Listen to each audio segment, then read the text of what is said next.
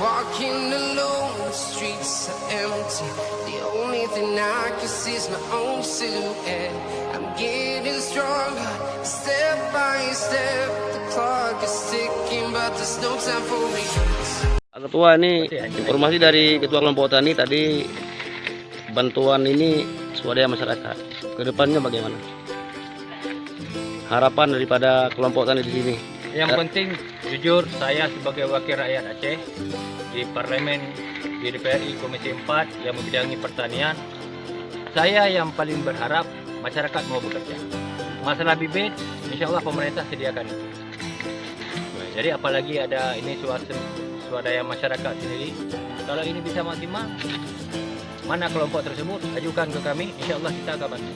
Informasi kami dapatkan luas area di sini 15 hektar, Pak Ketua. Ini yang ada bibit cuma 7 hektar.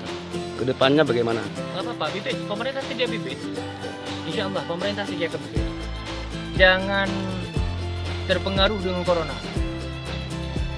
Di sawah, di kebun, di laut tidak ada corona itu.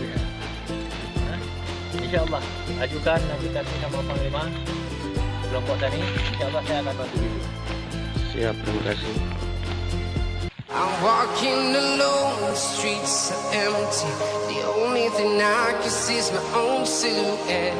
I'm getting stronger, step by step. The clock is ticking, but there's no time for regrets.